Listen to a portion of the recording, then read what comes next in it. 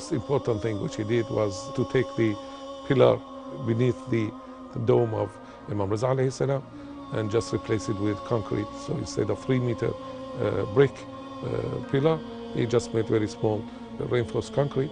The largest achievement technically is the ceilings which he used in Karbala, in Imam Hussein's courtyard.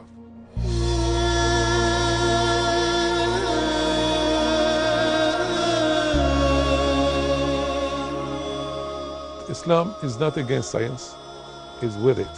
What he tried to do is that we really can prove it, that we can do this. And the first thing he did was invention, or at least patented, the rotary combustion engine, which he patented in 1961 in London. In that invention, he just wanted to prove that we can also contribute equally to the West.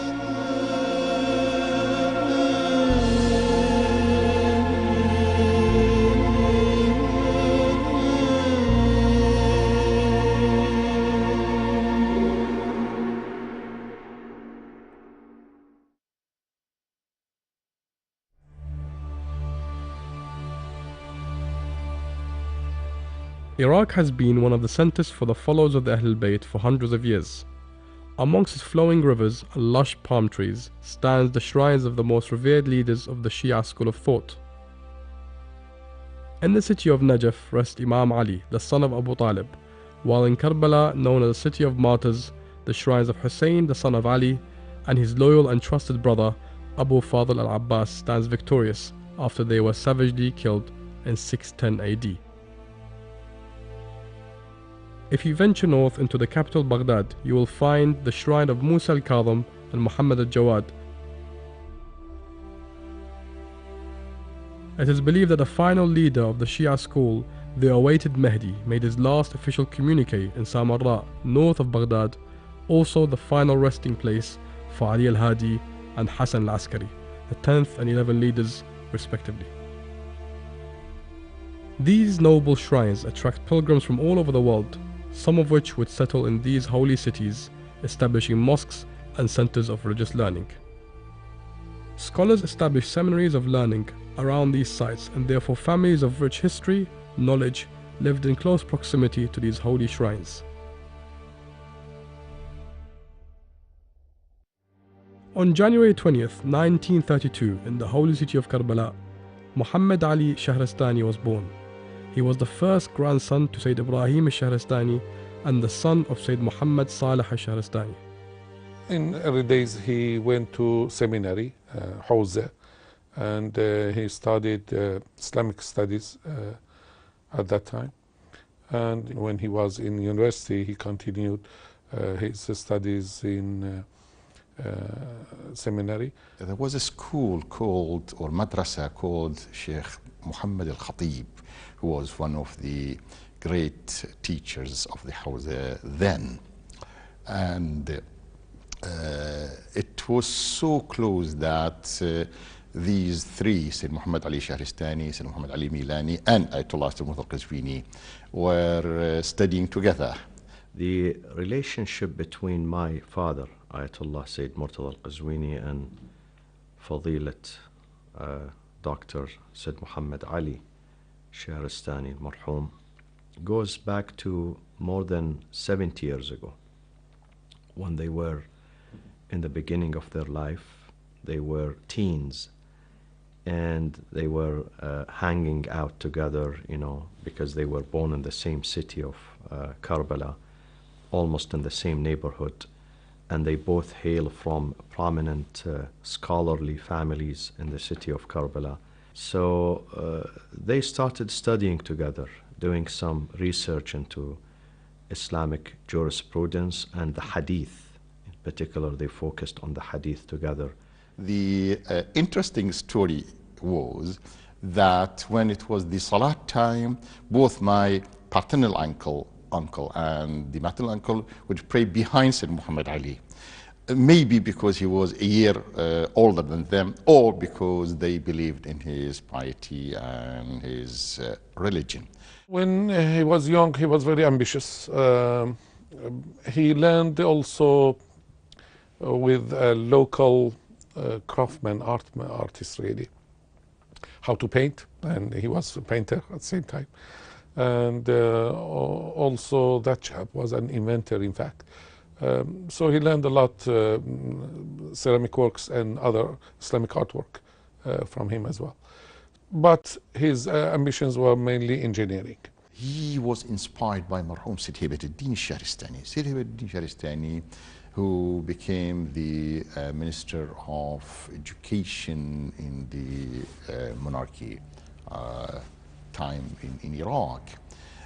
He wrote a book about space and some facts within the Hadith of Al-Bayt al-Salam, and called it Islam and Space in Arabic, Al-Hayya wal-Islam.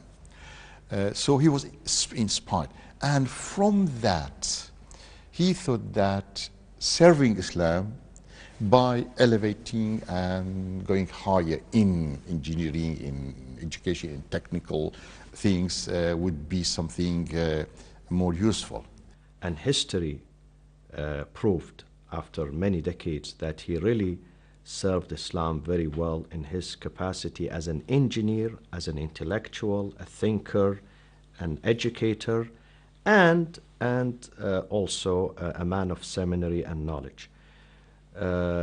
He opened the path for so many people after him to go and study, to get out of this classic traditional environment of the seminary, go to the university and try to serve Islam from a different angle. And this is exactly what he was able to do. In 1956, he attained his BSc in civil engineering from the University of Baghdad, Iraq. Later, he was awarded with his PhD on international engineering from the University of Delaramond, England, 1987. One of the important things to his education is that he did a special type of resources he used, and that was exhibitions. In order to keep himself up to date with the highest technology, he always attended the mainly Hanover Messe, and also other specialized exhibitions, mainly in construction, but also other fields. And he was considering himself that he knows all the knowledge, everything of that time, until electricity came and electronics. He didn't know much about it, and he was feeling a bit bad about it. But basically, he tried to keep up to date on everything, in especially engineering, all aspects of engineering. And the easiest way was to see these things in exhibitions. By 1958, Sayyid Muhammad Ali was an acclaimed engineer who was involved in many successful projects in Iraq. Following a recreational visit to Iran to ease away from the hot summer of Iraq, Abdul Karim Qasim toppled and subsequently ended the monarchy rule in Iraq. Sayyid Muhammad Ali did not feel at ease to return to Iraq and therefore decided to stay in Iran.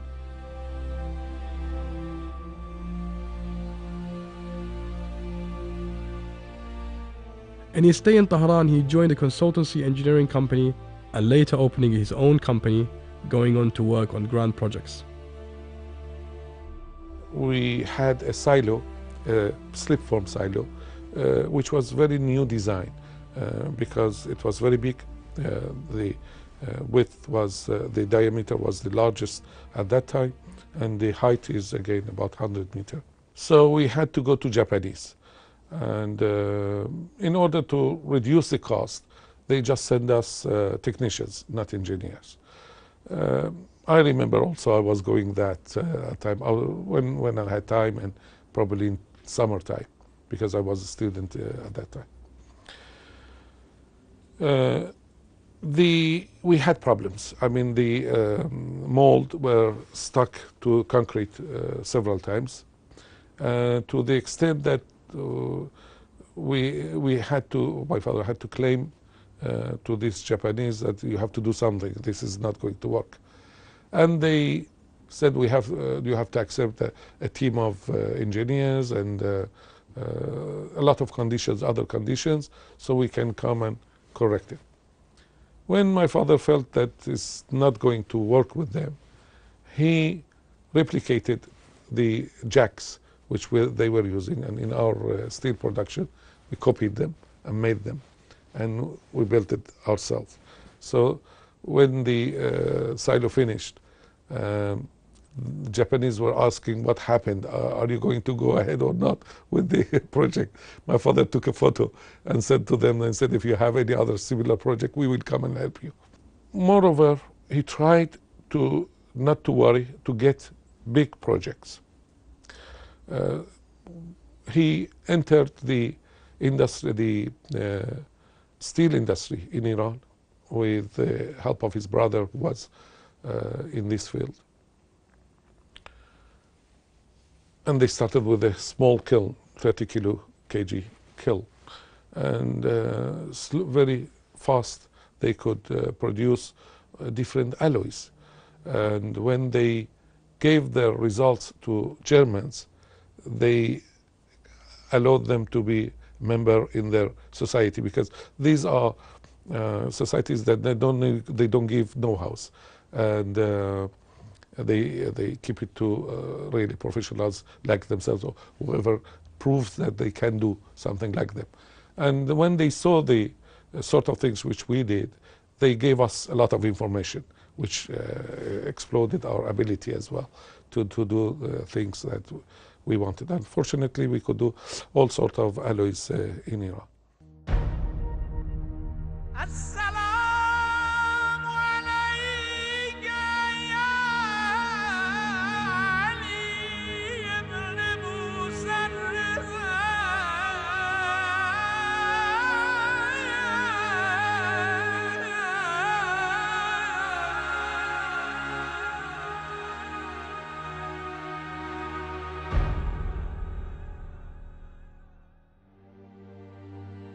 While working on the building of the new Mashhad train station, Dr. Muhammad Ali was made aware of the problem the pilgrims faced when visiting the shrine of Imam Rida. Some 45 years ago, between the shrine of Imam Rida alayhi salam and the wall which carrying and holding the whole dome, Al-Qubba, there was only 80 centimeters, which caused a lot of trouble for the Zuwar. So whilst every expert there in Mashhad said that if you remove one brick, the whole dome will collapse, he managed to remove a thick wall there by preparing all the precautionary measures to deal with that, to hold the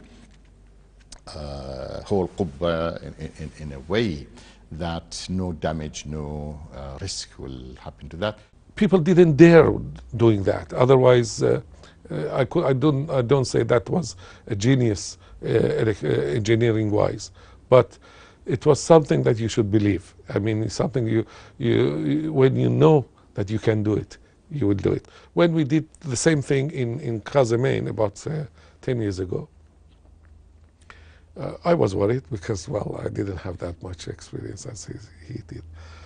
And once after we replaced the wall and we took the whole thing out from beneath the domes, two domes, both domes, and I was outside the dome, I just saw, oh my God, there is a crack on the dome.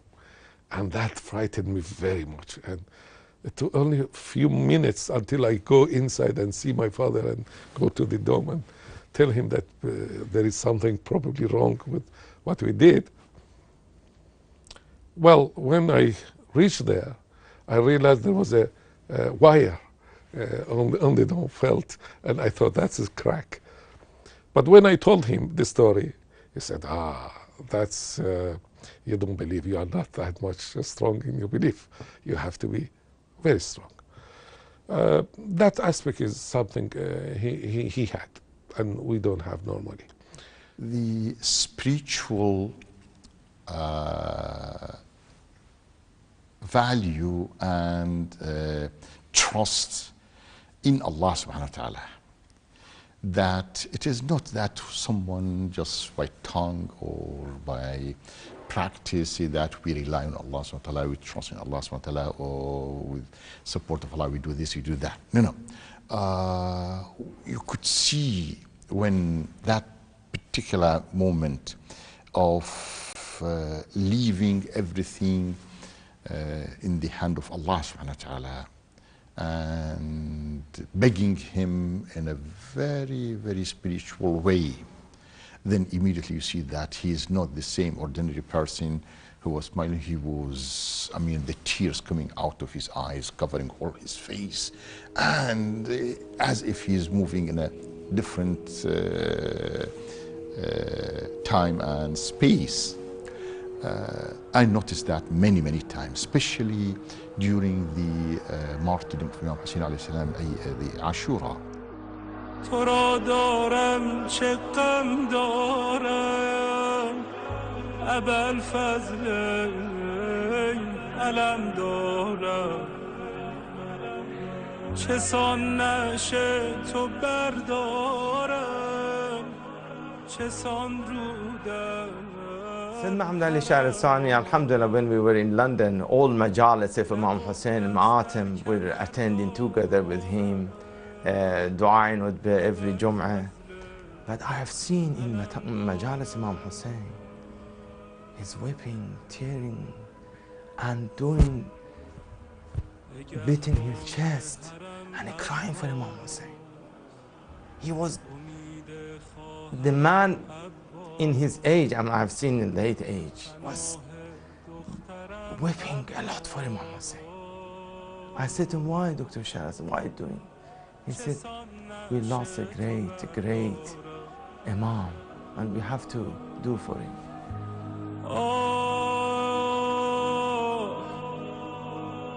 بیا برگرد خیمه ای که سکارم. In fact, whatever he did in construction and in other, we call it business aspects, were in fact some tools to create money to cover his religious activities. It was this type of thinking that not whatever I get from my work, from my business, I spend it on myself and my family. Rather, a small portion it was for the needs of whatever, the livelihood, but most of it to offer towards the services, cultural, religious, and spiritual. Sayyid Muhammad Ali Shahrestani, may Allah bless his soul, was one of the sincere servants of Ahlul Bayt alayhim salam. And he tried a lot to serve Ahlul Bayt and their followers in many countries. I have my own experience with him since 1980, and I saw his vision, and I saw his plans, and I saw his existing services. One of them was WOFIS, which is, that time it was already active, publishing books about Shia Islam, but with very good quality, based in Tehran. Contrary to many businessmen and people who have projects and they earn money from their projects, he, rahmatullah alayh, with his partners in business, i.e. Sayyid Hassan Shahrestani and Sayyid Mahdi, they decided to take minimum of whatever earning for their expenditure and spend the rest in offering the Islamic services. And that's why they, and especially by the suggestion of Sayyid Muhammad Ali Shahrestani, in their office of RE, Research Engineering, which later on became International Center for Research, ICTR, one floor in their building in their company or head office in Tehran. They allocated that to the Islamic services, to publishing books. I can say that the World Organization for Islamic Services, abbreviated as WOFIS, published millions of copies translating the اقتصادنا of Sir Muhammad Baqir al-Sadr, Al-Kafi of Kulaini, and tens of the small books written by Marhum Sayyid Saeed Akhtar Razawi for Bilal Mission. They were very, very successful in doing so. I came to England back in 1979 to go to the university here after finishing my high school. And the first time I was able to look at some Shia English literatures were small booklets explaining Islam and the Prophet, the Holy Quran, Ahlul Bayt, and other concepts of Islam that belonged to an organization that later on I found that the man behind this organization, one of the men who established this organization, was the late Dr. Sayyid Muhammad Ali Shahrestani, to spread the knowledge of Islam and in particular Shia Islam, Ahlul Bayt, to the whole world in different languages. One of them was the English language. At that time, not many people knew about groups, Islamic Muslim groups, outside the Middle East, if you call it. What he did in Hajj periods, he used to go from tent to tent, because that was easiest, cheapest way to find active people in other countries. And this way, he found them, got their address, and he later on sent them these pamphlets. Dr. Shahrestani wore a beard, which was unknown in his industry and current time. It further reinforced his faith within his professional environment. They agreed to do a work in Iraq around 1970s, towards the end of 70s. And suddenly, at the time of Saddam, they, although they brought a lot of machinery from Europe to start their work in Baghdadiyya and some other projects, mainly to reduce the salt in that area, the land, to make it more suitable for the agriculture. So suddenly, Saddam and his regime, they realized that these are originally Iranians or holders Iranian passports, although they were all born in Karbala and they had the Iraqi documents. But anyway, so immediately they confiscated all those machinery, and it was the risk of taking them to prison and torturing them. So this led Sayyid Muhammad Ali Shahrestani, Sayyid Mahdi, and Sayyid Hassan to move to London. Now settled in London, Sayyid Muhammad Ali embarked on a number of projects in association with the Grand Marja of the time, Sayyid Abul Qasim al-Khuwi.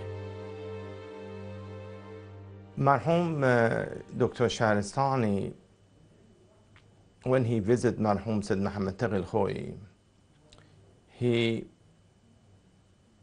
was talking about the essential of the Shia Center and school for our Shia community in London. In 1988, Marhum Sayyid Muhammad Taghi al-Khuwi, on the instruction of Marhum Ayatollah al-Khuwi, gave instruction to Dr. Shahrestani to find a center and a school for our Shia community in London. Dr. Shahrestani was very active in the logistical side, where he was involved in the negotiations to purchase the current location of the foundation in London, Northwest London.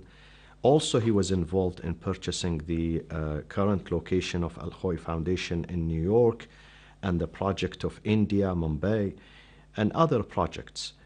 In 1988, the Al-Khuwi Foundation established in London with 9 trustees. And Dr. Muhammad Ali Shahrestani was one of the 9 trustees of the Al-Khoi Foundation. And he also was the financial advisor to Shaheed Said Muhammad Taghi Al-Khoi. On the instruction of the Said Muhammad Taghi Al-Khoi, he found a school and a center next to school, and he started for refurbishment and reconstruction of all the school and mosque. And he was very meticulous about the cleanliness, the neatness, the organization of the place. And I saw him when he delivered the project to people in New York and in London. He was begging them and telling them, please keep the place neat, tidy, beautiful, presentable, take care of the maintenance of the place. And at that time, the Shia Muslims, they needed such institutions in Europe, in America, in Asia, and in other parts of the world. His ambition and drive always pushed him to do bigger and greater things. This innate fire took him to India to embark on one of the biggest projects for the Shia community there. According to Said Muhammad Taghi Al-Khoi, a lot of Shia in India asked Al-Khoi to do some school and big complex for the Shia community in Mumbai. And Said Muhammad Taghi Al-Khoi instructed Dr. Shahrestani to do a plan and design for the big multi-complex of the Shia center in Mumbai. That project is the hugest, the greatest huge project of Muslims, of Shia Islam in the subcontinent. It was being designed and implemented by him.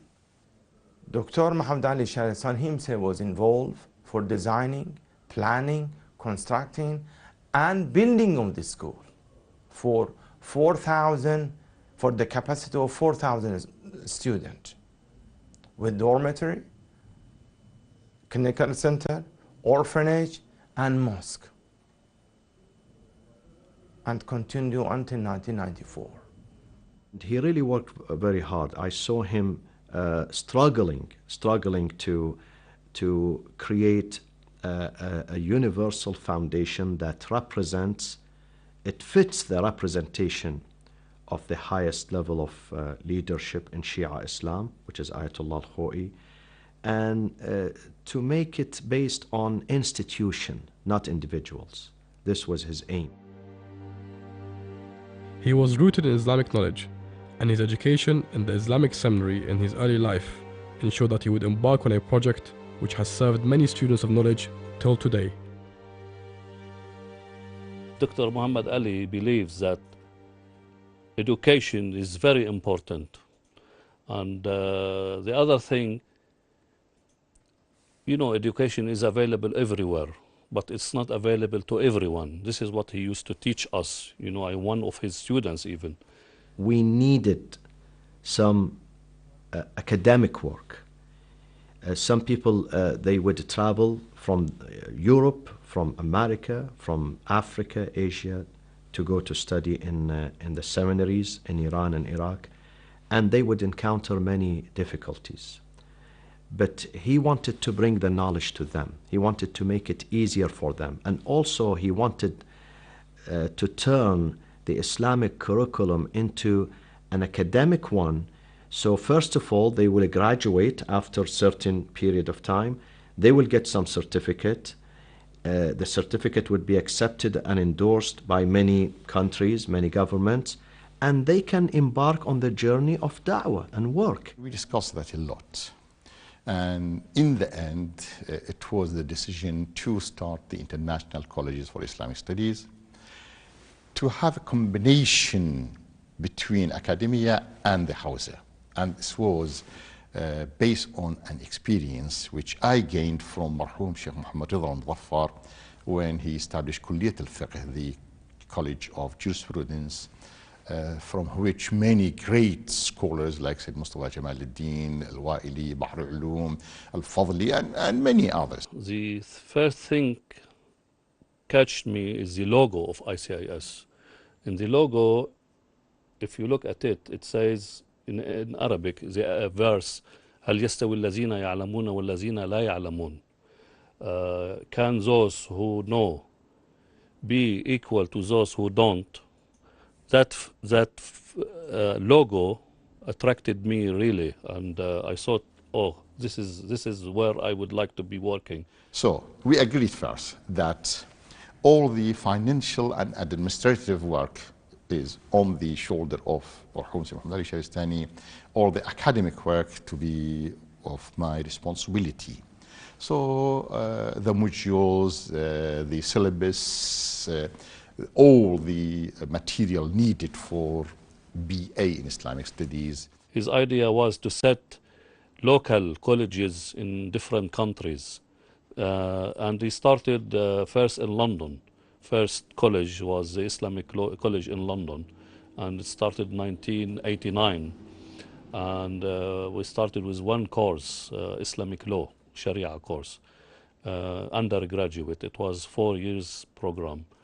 We used to have students from different countries. They come from Ivory Coast, from Palestine, from Egypt, from Bahrain, from Jordan. So students used to come to London to do their study, and we used to have accommodation as well. We used to give them scholarships, which covers food, accommodation, expenses, living expenses, travel expenses, and even their fees was covered. So his aim was to nurture and groom Muslim leaders who are best, fit to cater to the needs of the Muslims who are living in West and North America. When we started, or we thought of the International Colleges for Islamic Studies, we wrote to Ayatollah al-Khoi. Both. He wrote a letter and I wrote letters. We sent to. And it was encouraging, the letter of Ayatollah Khoi, both to me, and I'm proud to have that piece of letter from Ayatollah Khoi to me, and the other one to Marhum Sayyid Muhammad Ali Shahrestani.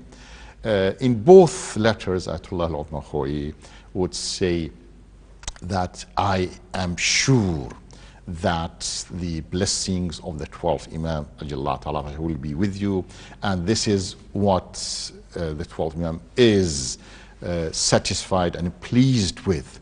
And when that letter came from Ayatollah al-Khoi and he saw that, you could see that he changed, and he started, weeping to see that, oh, this is the marja of the time, this is the deputy of the Imam. See that I guarantee that the 12th Imam is. So it shows how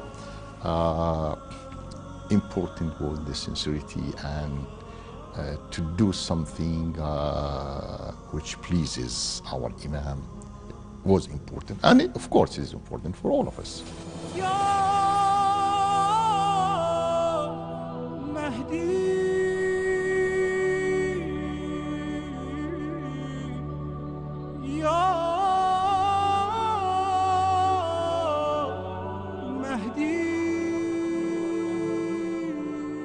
In 1992, he saw the need for mass propagation and therefore set up the first Shia satellite channel known as Al-Qa'im TV.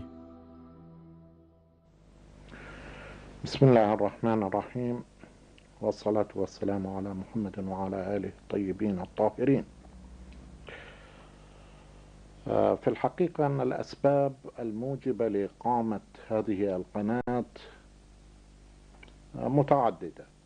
Because of his understanding of the current situation, always he wanted service which is up to the time, and that time TV satellite channels were very few, and he started Al-Qa'im TV channel from London with all the difficulties which he had, all the challenges. He believed in modern methods of disseminating Islam. not only the classical, the traditional, but he wanted to get the message of Islam to a wider audience worldwide.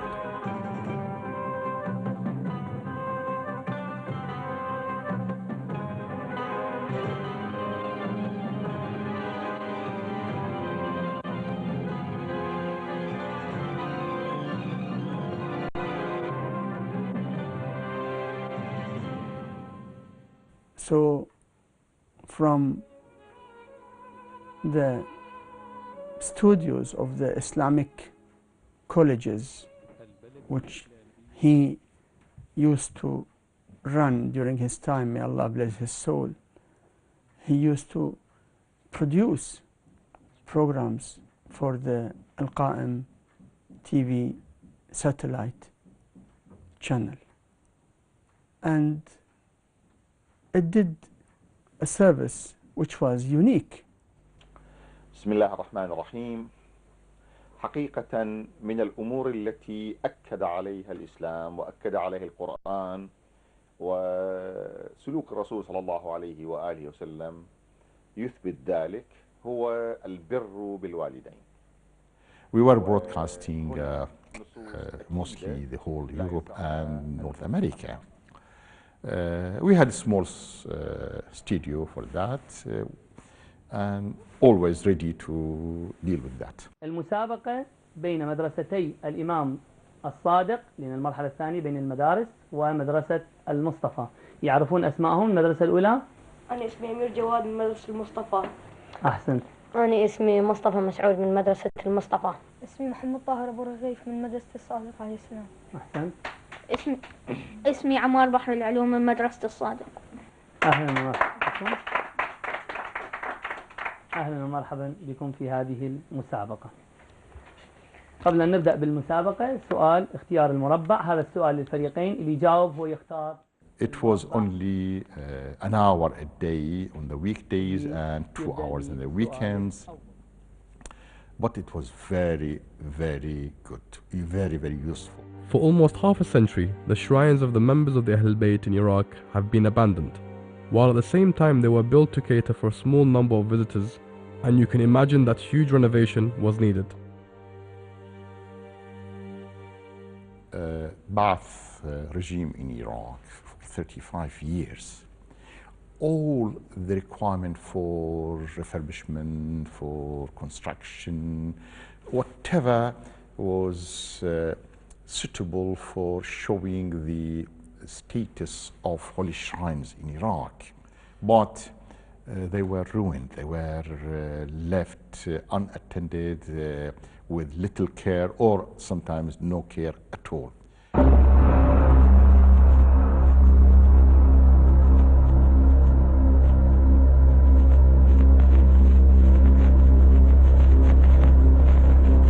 Saddam obliterated Karbala. Like a king of ancient Assyria, he inflicted a biblical punishment on his rebellious subjects. During the uprising in 1990, we noticed that not only that, rather they attacked the shrines. We saw the tanks with slogans saying "La Shi'ata ba'da al-yawm," no Shia from today will survive. It was a month after the revolt before foreign journalists were allowed into the city. This is what they saw. Saddam's son-in-law, Hussein Kamil, entered with his shoes the shrine of Imam Hussein alayhi salam and started shooting with star. The traces of bullets are there, it can be seen, I mean marked there, and say I am Hussein and you are Hussein, addressing Imam Hussein alayhi salam. Let's see who will take over. This arrogance and this mentality was digging very deep in the mind and the heart and the spirit of those who loved Ahlul Bayt alayhi salam. One of the goals of and dreams of the late Dr. Sayyid Muhammad Ali Shahrestani was to reconstruct, rebuild, and widen, expand the holy shrines. With the exception of the holy shrines in Medina, that he had no access to them, the rest of them whether they are in Samarra, in Kadhimain, in Karbala, in Najaf, in Khorasan. He played a major role into the expansion, the remodeling, the reconstruction of these holy shrines. The moment the regime of Saddam and the Ba'ath Party was toppled in Iraq in 2003, the first thing came to the mind of Sayyid Muhammad Ali Shahrestani to forget about all the other activities and to concentrate on the refurbishment, the construction, to offer the best of services to the shrines. So what he did in the first trip to Iraq, he saw the situation so bad, so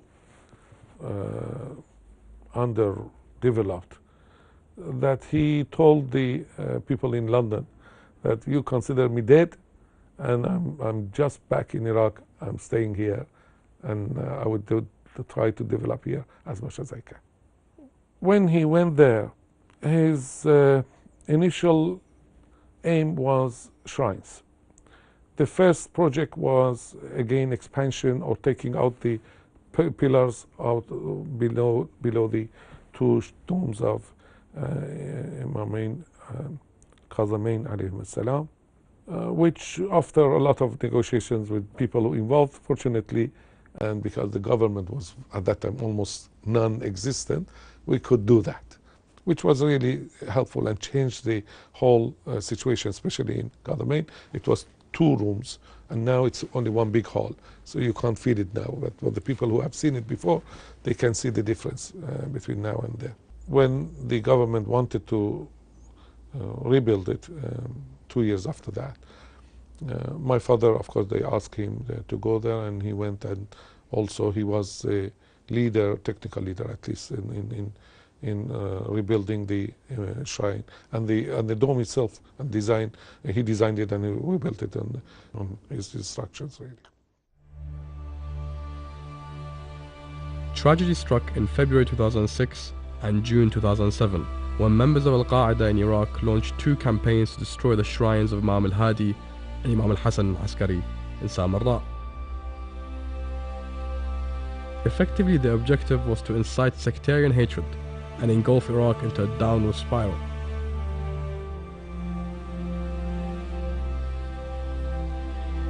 The lack of security and lawlessness hindered the efforts to restore the shrine back to its former glory. However, as the situation slowly stabilized, Dr. Shahrestani was at the forefront in its rebuild.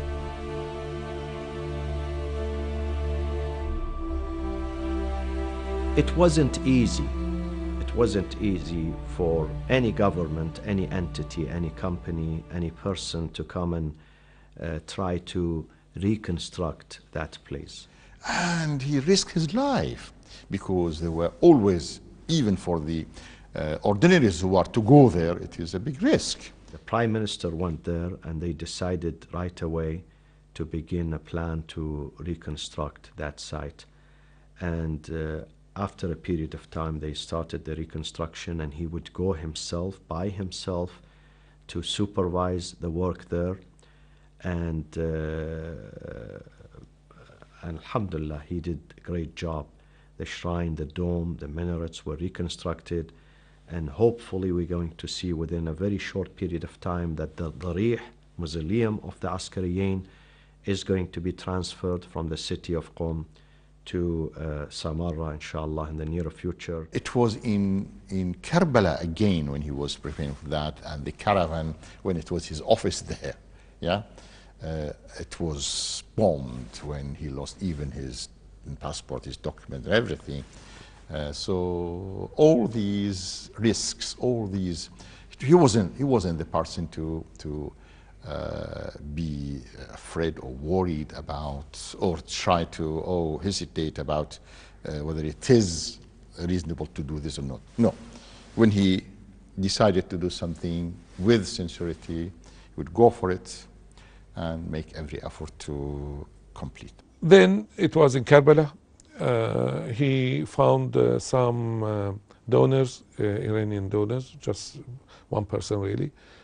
He tried to do all sorts of projects for pilgrims. So he started with toilet complex, and for example, what he had in mind in Iraq, how to change it, is that okay, we are doing a toilet complex, which is lavatory, which is not something prestigious, something good, but he did it 5-star, like any place in Saudi Arabia or in airport. In Karbala, that was truly something changing, and it changed also the mentality. I can say that for sure. After that, all lavatories in Iraq changed the standard, and they are using now that sort of quality. So that was the way he was thinking.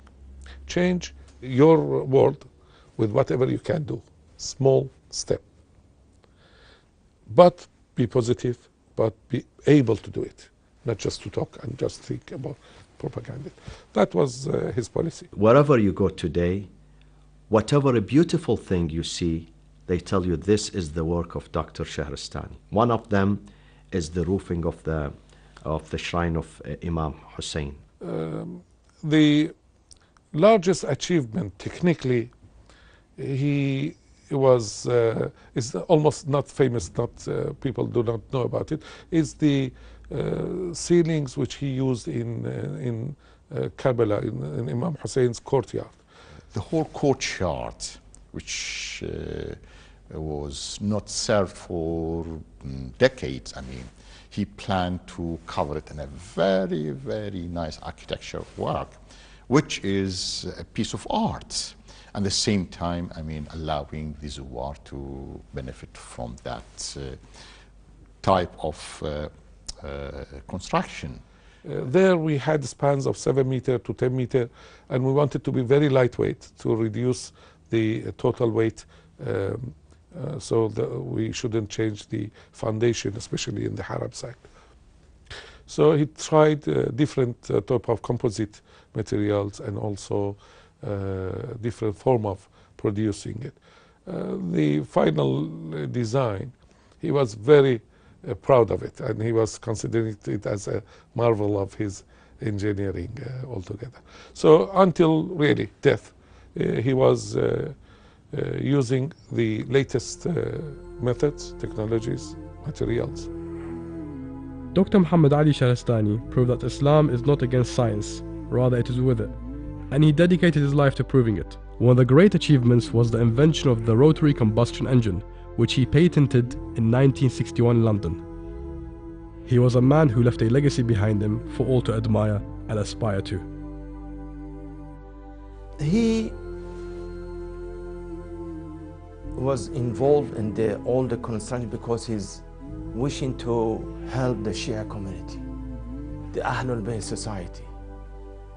He was saying to me, Sayyid Muhsin, all our action are being watched by Imam Zaman. We have to work hard. Never retire for the serving of you, the society, our Shia society. And I remember last time I met him with my son Hussein in his workshop in Kadamiyya in 2009. And he was in his late age. He was working very hard. In summertime in Iraq, temperature more than 50s. And the old man was working sincerely for the Shia community, for construction of Kadamiyya. Last years became weak, and some sort of, let's say, not Parkinson, but some signs of Parkinson's were, I mean, not being able to control his hand, I mean, shaking all the time, even though he managed to go there and supervise even the simple things about the building. When we heard the news of his departure, I was sitting next to my father in Karbala, and I looked at my father and I saw the sadness in his eyes. I saw the tears, because this is a journey of over 70 years of friendship, companionship, and love for the sake of God. They worked together, they loved each other especially during the last 6 or 7 years of their life. They were together in the same city, so they used to see each other. So my father was saddened. But of course, I also hear my father saying, Inna lillah wa inna ilayhi raji'un. And this is exactly what the Quran teaches us, that when you are struck with tragedy, say, الذين إذا أصابتهم مصيبة قالوا إنا لله وإنا إليه راجعون أولئك عليهم صلوات من ربهم ورحمة وأولئك هم المهتدون. He was buried in the courtyard of Imam Hussein alayhi salam in a very special and unique place. So in whole his life, he was born in Karbala, bearing the whole mind and the message of Imam Hussein alayhi salam, the Imams, and in the end managed to rest there next to his master Imam Hussein alayhi salam, rahmatullahi alayhi. He said that we shouldn't worry in this mission, because we have the very strongest force behind us, and that's Almighty God. And if we really purify our mind, our intention, we can achieve. And by doing all sorts of projects, construction, even religious, he proved to be that. اخلاص را باید بخواهیم، کاری که میخواهیم انجام بدیم اونها یار ما باشند، بتوانند دست ماها را بگیرند و بتوانند کار را انجام بدن. چه کار چه زندگی، چه کار چه زندگی.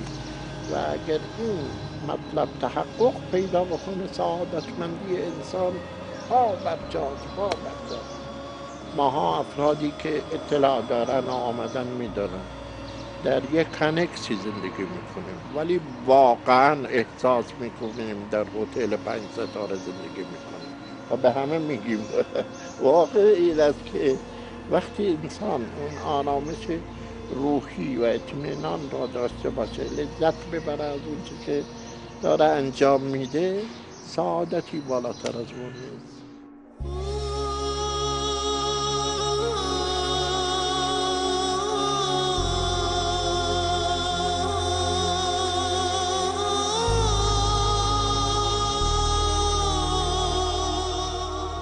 Good for him. I think he did well for his akhirah, for his hereafter, and he deserved to be buried inside the courtyard of Imam Hussein alayhi salam.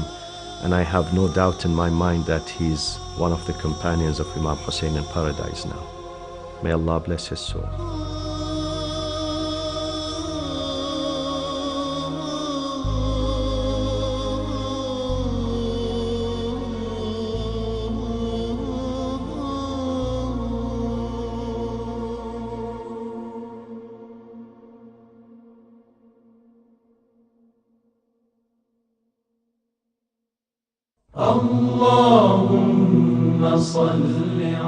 Ahlul Bayt TV, the holy household for every